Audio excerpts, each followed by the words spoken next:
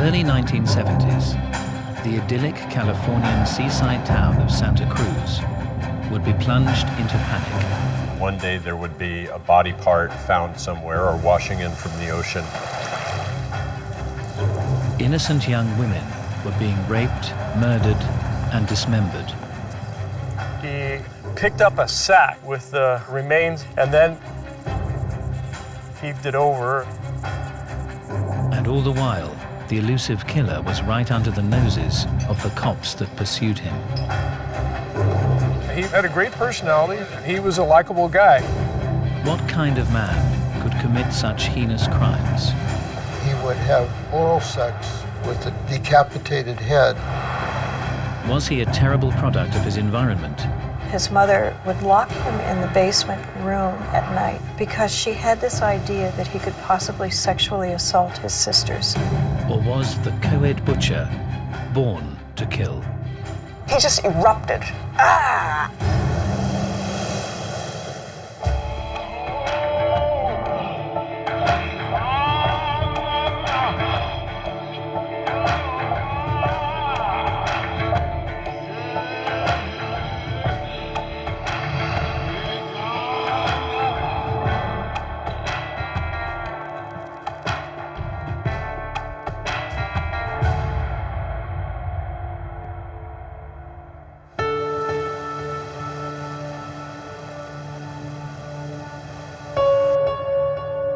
Santa Cruz up through the 60s was a small beach town. It was a surf town and it was a retirement town. Then the university popped onto the scene in 1965. It was the dawn of the hippies, of the age of Aquarius. So there was a very free and easy feel to life here.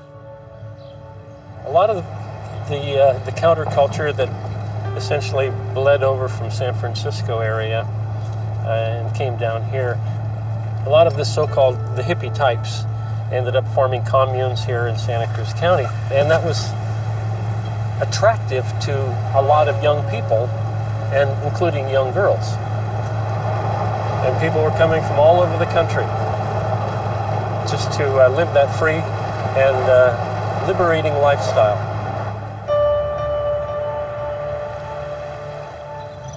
But in 1972, the peace in Santa Cruz would be shattered. All of a sudden, there were bodies being washed in on the ocean. There were grisly discoveries. And the thought was from a lot of people in town, what the hell is happening to our little paradise? We were dealing with a lot of missing person reports. It became clear that somebody was killing young co-ed hitchhikers. 18-year-old Fresno college student Anita Luquesa vanishes. A severed head found in the mountain. It was just the skull. We had no body. Mary Ann Pesh, an 18-year-old co-ed and talented skier, disappears. It became a very confusing time for homicide investigators. 15-year-old ballet dancer Aiko Koo, abducted. It just seemed like a world gone crazy. Cindy Shawl, 18 years old and babysitting to earn her way through college, goes missing. I remember at the time very much wanting to get him. I mean, get him off the streets, catch him, put him away. The media christened the mystery killer the co-ed butcher. Whenever we see somebody under the age of 18 who was hitchhiking, we would pick them up and take them to juvenile hall. And there became a big outcry of that we were violating their right to hitchhike, but in reality is that we were just trying to save their lives. And it went on. 23-year-old Rosalind Thorpe vanishes from the Santa Cruz campus. Every time we have a missing person report, we're just fearful that this was going to be another homicide victim. And 21-year-old student Alison Liu disappears forever. We had no clue as to who was doing this. They didn't know what the hell was going on. And indiscriminate murder cases are extremely hard to solve because there's no rhyme nor reason. Because the culture at the time was, there were a lot of drugs going on here and a lot of the so-called hippie movement. I suppose individually we may have thought it may have had something to do with that. In April 1973, as part of a routine firearms inquiry, Detective Michael Alufi would come face to face, not with a drug-crazed hippie, but with a short-haired, conservative young man, popular with local police. The sheriff's office that I worked for at the time received what we call a dealer's record of sale. One of our records clerks brought back to us a file card and said, you know, this guy just tried to buy a gun and his record was expunged, but I could see through the blackout that he was involved in a murder in Madera County some years ago. Affectionately known as Big Ed, the 25-year-old, 6'9", 280-pound Edmund Kemper was a regular fixture at Cops Bar, the Jury Room. He would come down to a local watering hole that us police officers would go to after work and hang out and talk with us. He was had a great personality. He was very friendly, very outgoing, and he was a likable guy. The discussion became, well, who's going to go take the gun away from this guy? Because when you look at his dealer's record of sale, he's 6'8.5" and 285 pounds. So he's a pretty big guy. So being the junior detective, I drew the straw. There was some apprehension involved, just due to the guy's size. Big man, big gun, and little old me. Although unfamiliar to Alufi, the gun owner was definitely not considered a suspect in the co-ed killings. Big Ed lived with his mother on a pleasant, peaceful suburban street. But the address was unclear. We parked right there, and we looked around, couldn't find much of anything. There were several places that had basically the same address, so we weren't sure which one was his. We were, I'm just guessing at this point, right around this point right here, when a car came around the curve and pulled up right there where that car is. I told Don, I said, let me go ask this guy if he knows where Kemper is. So as I approached the car, there was a gentleman in the car lying across the front seat with the door open, and he was fiddling underneath the dashboard. And I was just about to this point when I said, excuse me, I'd like to speak with you for a second. When he got out of the car, he got out of the car, and he got out of the car, and he got out of the car. And immediately I knew that this was Mr. Kemper, the man I was looking for, because he towered over me, and I'm 6 feet tall. So from here, we explained that, you know, what we needed to do. We needed to take his weapon to make sure that he was authorized to have that legally. We came to the trunk, and he had his keys in his pocket, and he went to put the key in there. And so my partner and I instinctively, whether it be instinct or training, separated, and I came around to this side of the car on the trunk, and my partner was on the other side, and we had our hands on the guns. The only thing that was in the trunk was a bundle, like in a blanket of some sort, a towel. He started to reach in for it, and I said, no, wait a minute, let me get it.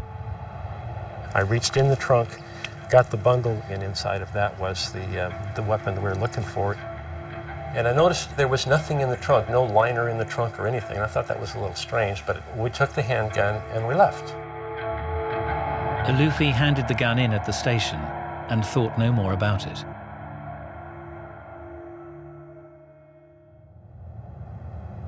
Two weeks later, 5 o'clock in the morning, Officer Jim Connor is on the night shift when he overhears a colleague taking a call from the gun owner. Knowing Ed, I got on the phone and we started talking. I could tell that something wasn't right. He was in Pueblo, Colorado. He was in a phone booth, and He hadn't had any sleep for several days, and he said he had done something really bad. He said that he had killed his mother and a friend of hers. He said that they were at his house, and he asked me if I knew Mickey Alufi, and I said yes. And he says, well, my house is hard to find. Mickey knows how to find it very easily because he had been out there and had confiscated a gun. Officers contacted Detective Alufi at his home. I'm standing there getting all this information and giving all this information, and I have this tremendous feeling of all of the blood just rushing out of my body. It was just, oh my God, this is unreal. One of the deputies broke the back window, which is on the other side of the sliding glass door. And then we started looking to see if we could locate the bodies in the closet. We pulled back a sheet and we saw some hair and some blood. Then Big Ed Kemper made a startling confession. He made comments to Jim Connor on the telephone that he had killed all of the co-eds too. Taken into custody, 24-year-old Edmund Kemper would then reveal an extraordinary and sickening tale.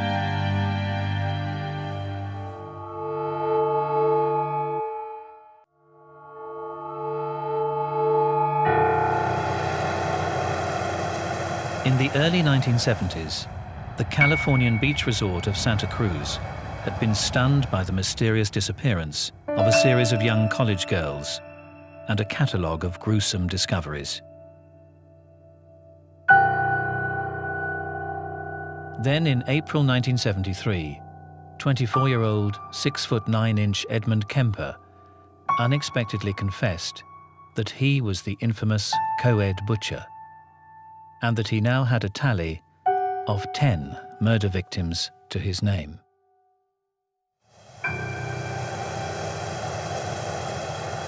Taken into custody, he would now reveal his extraordinary story. The co-ed killer had such a fascinating life.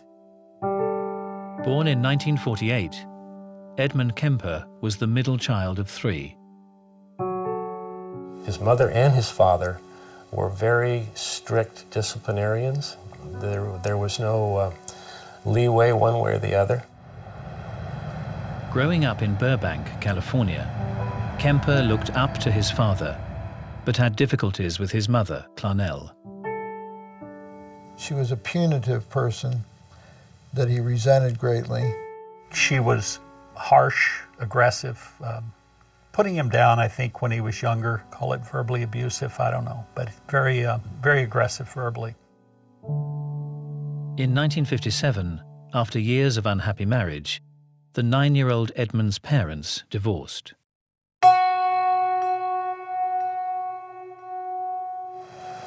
Clarnell, Edmund, and his 2 sisters moved away. Kemper was already behaving oddly. He showed a lot of pathology as a child. He would cut off the heads of his sister's dolls, in other ways deform the dolls. At 10, he had made a comment that if he ever had to kiss his teacher, he would have to kill her. And when you think about a 9 and 10-year-old at that point having that kind of a thought process, you begin to wonder, you know, what is it about him? The young Kemper was developing a violent fantasy life. He moved from dismembering dolls to harming animals.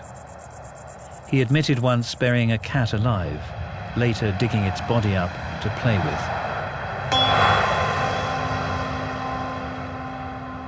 There's many serial sexual murderers that have a background of killing cats, torturing cats, tormenting cats. Why cats? Because cats are a female symbol.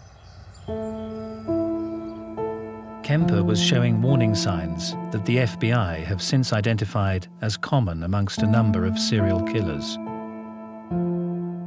Basically, you're dealing with a young male that is engaged in fantasies that are aberrant and destructive and violent before adolescent. You're looking at an individual that has a broken home, a cold and distant mother, a absent father through divorce or just abandonment. They get into animal torturing. There are patterns that are identifiable. Kemper grew taller, stronger, and stranger. His mother put him in the basement room and would lock him in at night because she had this idea that he could possibly sexually assault his sisters. He described it as having a cot and a sleeping bag and a light hanging down from the ceiling with just a bare bulb and a string. Talked about it as being a very difficult time in his life, very scary. You could hear rats running around at night, that kind of thing. As a teenager, Kemper left his mother, heading to Los Angeles to seek out the dad he idolized. He had hoped to go and live with his father, and he described to me that when he went there, he was rejected by his father. Edmund Kemper was sent to live with his paternal grandparents on their remote farm. Here, the troubled teenager's violent fantasies would be realized for the first time. He found his grandmother to be an authoritarian and a disciplinarian, like his mother. His grandfather was out shopping or whatever, and he took a .22 and shot and killed his grandmother.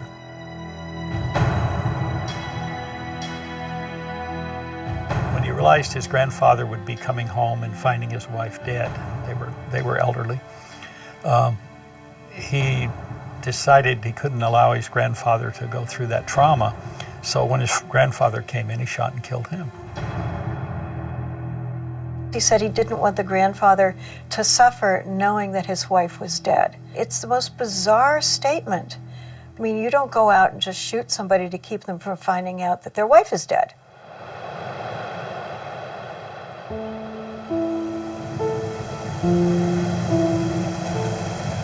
Kemper was diagnosed a paranoid schizophrenic and sent to the secure Atascadero State Hospital. That was a very harmful place for him to be institutionalized. He certainly learned a lot of bad things. Dr. William Schanberger was one of the facility's staff. In those days, we had 1,600 patients in the hospital. There were probably several dozen people who had committed murder. 800 mentally disordered sex offenders. We had psychology staff of only 10 people or so. Although not Kemper's therapist, Schanberger would have regular contact with the inmate. Ed is a bright fellow, and that was obvious when you were talking with him. He was kind of a model patient. The likable Kemper soon became a trusted assistant to the psychology staff that dealt with the hundreds of sex offenders. He had so much access to the records, and there would be detailed descriptions of the methods used in carrying out the crimes, techniques of deception. Remember, he was 15 when he went into the mental hospital, and he really had never had any sexual experience at all. Generally, what you'll find is that the child will pursue these violent fantasies, and in adolescence, the sexual element will come on board, and they will have sexual fantasies that develop along the lines of using people as an object rather than a partner. They want to do something to somebody, not with somebody. He had a fantasy life. He described himself as masturbating numerous times during a day when he was in the mental hospital. As part of his duties, Kemper had access to the hospital's psychological test papers. Kemper was very smart. He knew what a psychiatrist and psychologist wanted to hear. He knew all the criteria for different diagnoses. They treated him, and I think they thought they cured him. After 5 years in the secure hospital, Edmund Kemper, now 20 years old and 6 feet 9 inches tall, was released.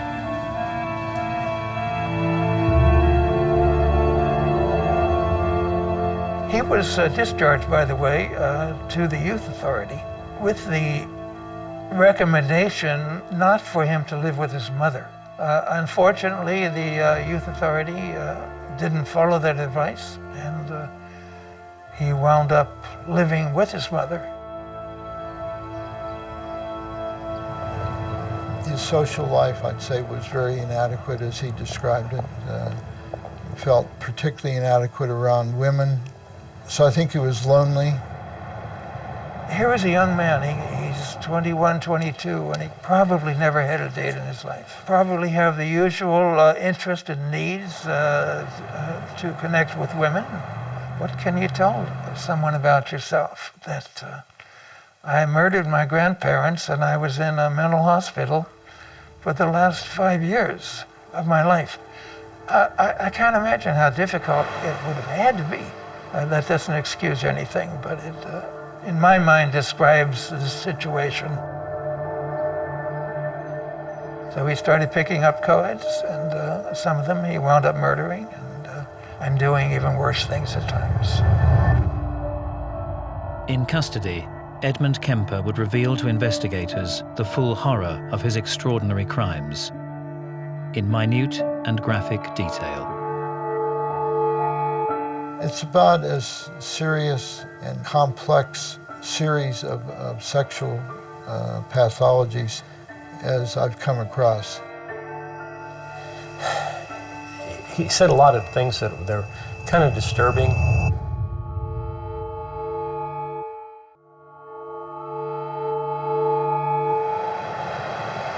In 1973, after the disappearance and murder of half a dozen young college girls, detectives held Edmund Kemper in custody.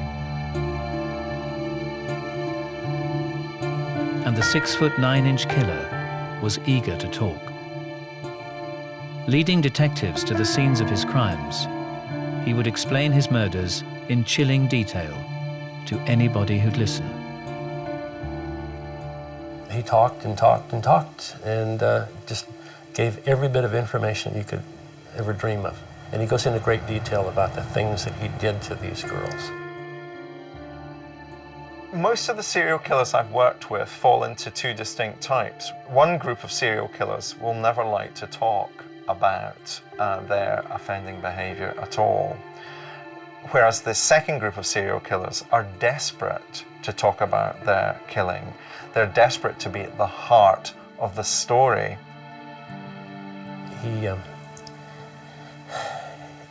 He said a lot of things that they're kind of disturbing. Investigators learned how Kemper had taken months to develop his strategy for abduction. He spent a lot of time traveling all over Central California and even down into Los Angeles. And what he would do is he would find hitchhikers and he would essentially do a practice run. As he would drive off with the young women, he would look over at them, think about fondling their breasts, and have great sexual curiosity about them. Over numerous trips, Kemper honed his harmless persona and perfected his plans. Only then did he feel confident enough to act out his fantasies.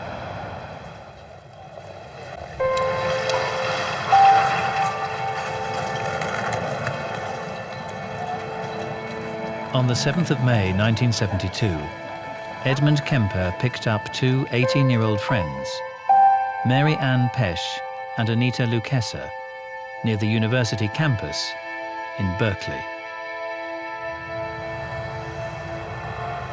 They would get in the car and he would drive off, and immediately he would say, "Oh, I don't think your car door is closed.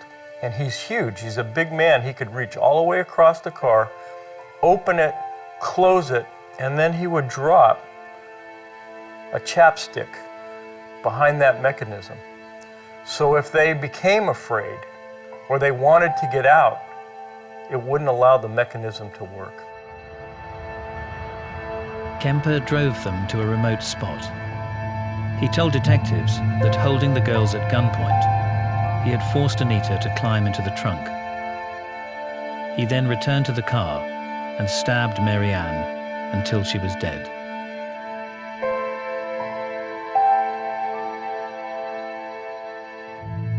Just think about Anita Lukesha in the trunk, listening to her best friend being stabbed and hearing her screaming.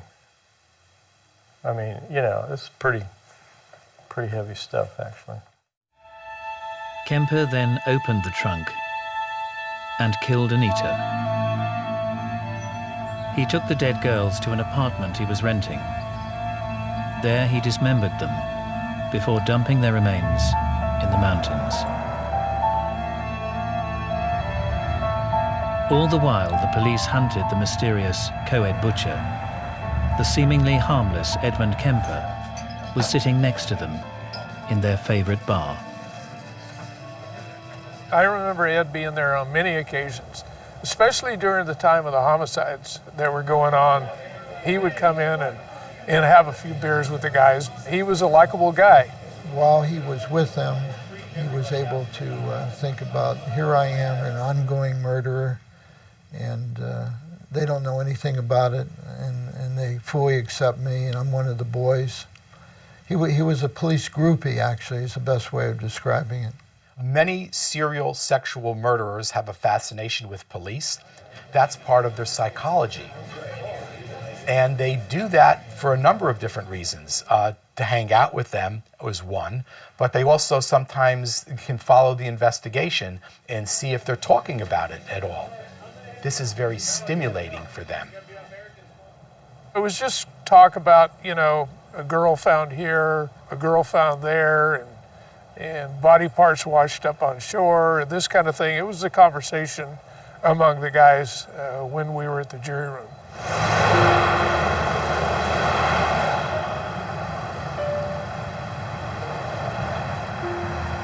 On the 14th of September 1972, Kemper spotted 15-year-old ballet student Aiko Ku hitchhiking.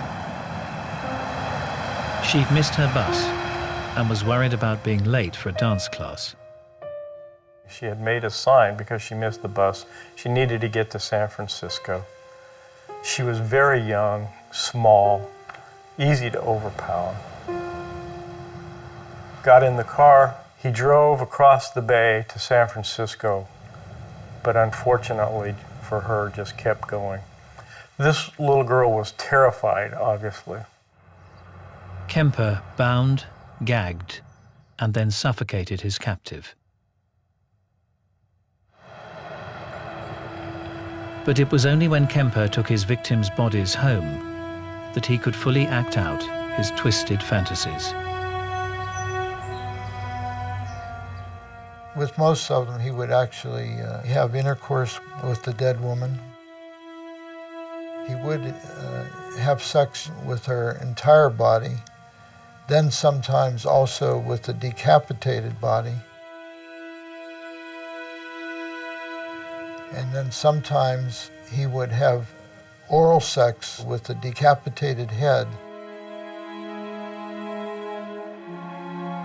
It's not unusual for a serial murderer to have sexual actions with a decapitated body. It's because it's not a person to them. To them, it's an object. I have the power to do anything I want with this woman. She's mine, and I can do anything that I'm curious about, do anything I've only dreamed about doing, and nobody can do anything about it. Power is a big part of it, but extreme sexual pathology is another. In order to evade detection, Kemper would separate his victims' body parts and dump them in different locations. One spot just minutes from Detective Terry Medina's home. When I did find out that he was up here, that made me reflect on my wife. You know, we had 2 small kids up here, and she would be home alone a lot. So that gave me kind of a funny feeling in the pit of your stomach. He was a predator.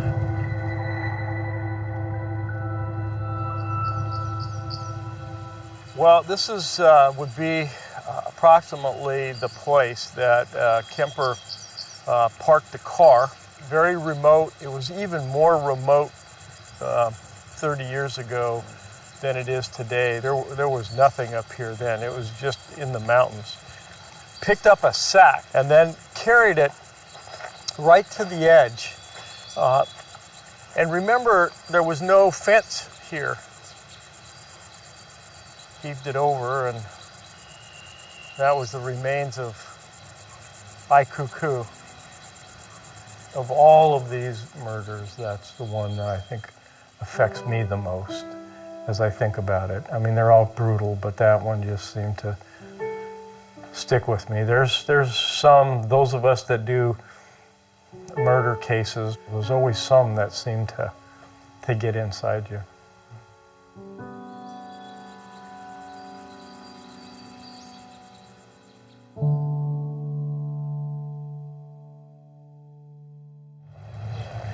Kemper would go on to claim the lives of 3 more co-ed hitchhikers. 23-year-old Rosalind Thorpe, 21-year-old Alison Liu, and 18-year-old Cindy Shaw, babysitter to police officer Jim Connor's kids.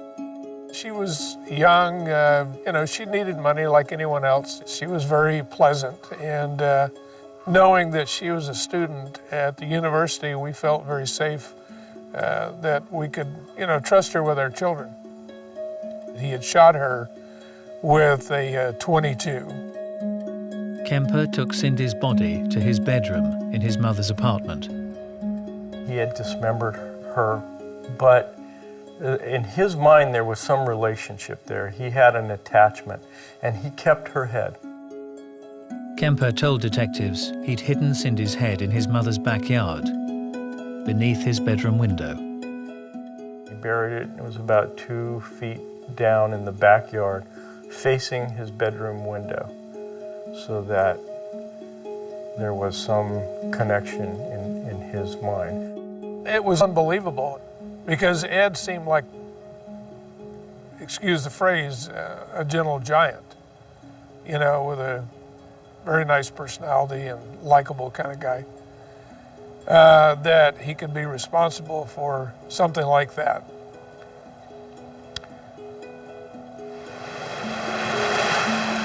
In addition to the murder of his grandparents, Edmund Kemper had taken the lives of 6 young women.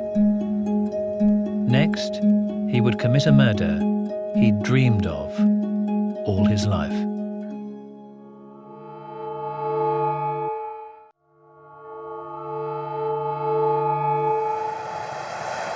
By March of 1973, 6 feet 9 inch Edmund Kemper had kidnapped and murdered 6 female co-eds without attracting suspicion. But in April, Detective Michael Alufi's routine visit to confiscate a firearm had unwittingly sent the suspicious Kemper into panic.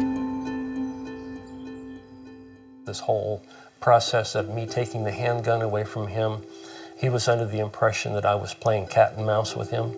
He thought we were playing a game, that we really knew he was the murderer. Kemper worried his mother, Clarnell, would now learn of his actions. He did not want her to suffer the embarrassment of what he did.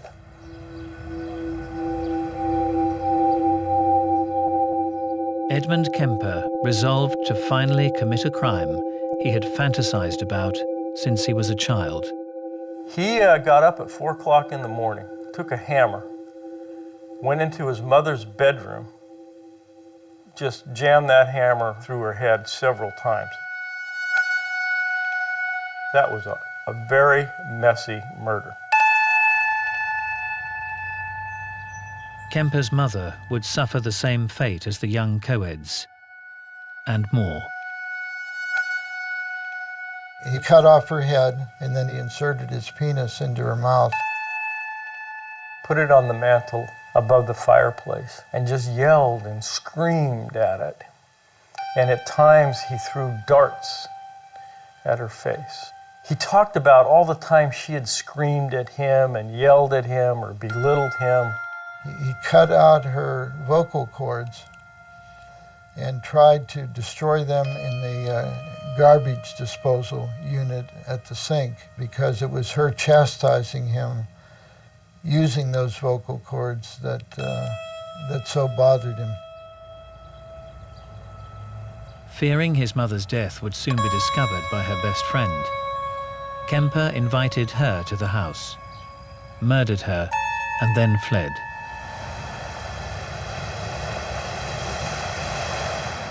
It was only after driving for 3 days without rest that he called the police and gave himself up. Detective Medina was sent to the mother's apartment to process the crime scene. When we arrived, there was nothing disturbed. It looked like somebody had just left on vacation. We flipped over the mattress, and of course it was soaked with blood. And there was a note there. He left a note that said, "Sorry, gents, for the mess, but really had no time." That's the first time in my career, and I've been in this business 43 years, that the suspect left the cops a note. The bodies of Kemper's mother and her best friend had been carefully hidden in 2 closets.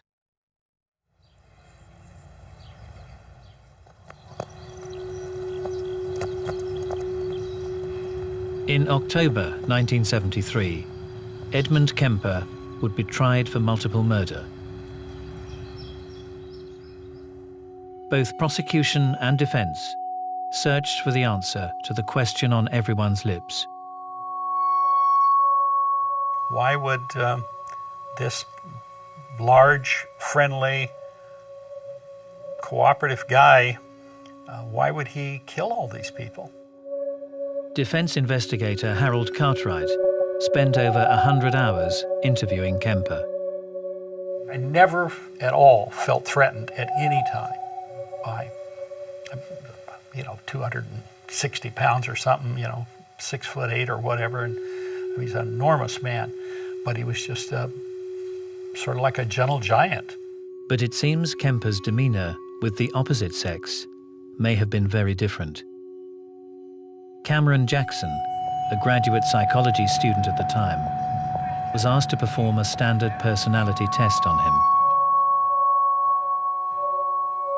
I was the only person in the room with him, and I read the questions to him, and he was very cooperative.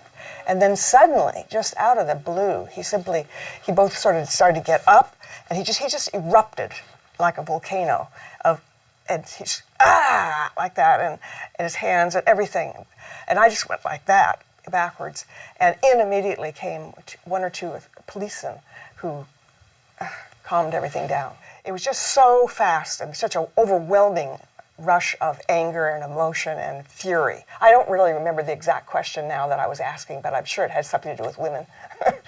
And I was a woman asking him questions.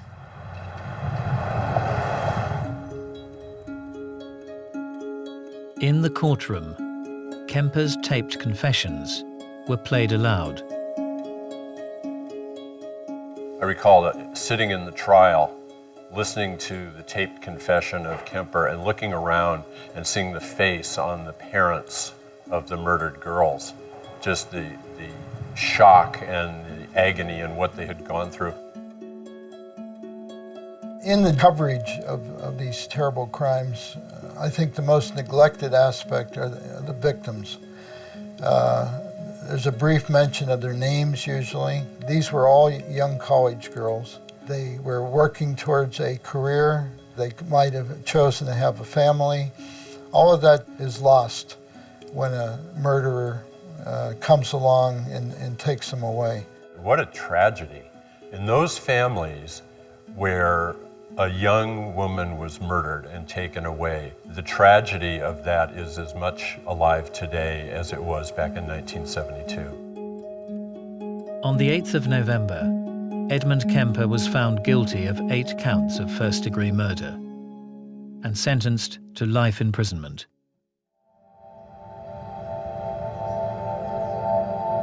So what drove Kemper to take the lives of 10 innocent victims? Was it his broken family life and the alleged emotional abuse from his mother? Or was he simply born to kill? He only once said something like, it was the way I could control them. And that's the only thing he ever said the entire time I dealt with him that had anything to do with why he did what he did. Ed Kemper is the classic sociopath. He feels no guilt. It's all about him, no compassion whatsoever. It's very difficult to say how he looked at what he was doing. Would a person who walked into a butcher have remorse about cutting up a chicken? I don't know. I doubt it. And I think that's what he looked at, an object that he could dismember. You know, you look at him and you say, okay, something happened. His wiring was crossed. He had a chemical imbalance. He had something. And then you look at him and you say, no, this is strictly environmental. You know, the way he grew up, all the life experiences that he had led him to the point that he becomes this serial mass murderer. Maybe he was killing his mother all along. Who knows? I think when we're all studying serial murderers, we want to find something to blame. It's got to be this crazy mother that he had who locked him in the cellar, but she must have felt something. You know, people who are around serial killers for a period of time will pick up some type of a feeling. They can't describe it, but they know something. There are genetic and biological factors, there are sociological factors, and there are complex psychological factors, all of which interact. And if we're going to ever reduce and prevent these things, we have to attack it on all these levels. I don't think anybody is born to kill. I think everybody is born with a series of pluses and minuses in their makeup, both physically and mentally and emotionally. I think that things happen to people. Most people are able to cope with it, deal with it. Some people are not.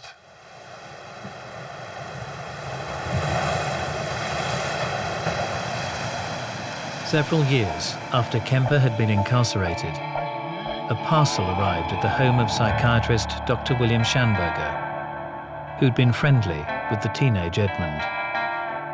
I received in the mail this cup from Ed Kemper. It said that it took him about a year to make, and it's a very, very complex, it's like a battered cup. And on the cup is written also, I beg your pardon.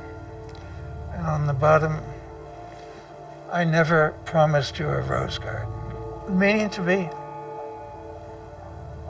I think, a very serious apology. I think there is a side of him that would have given anything to be a normal person. I could see that in him. I could see it while he was testifying. There's a part of Ed Kemper that is as horrified and as disgusted with what he did as the rest of us are. I'm sure that there's no part of him that is happy with what he wound up doing.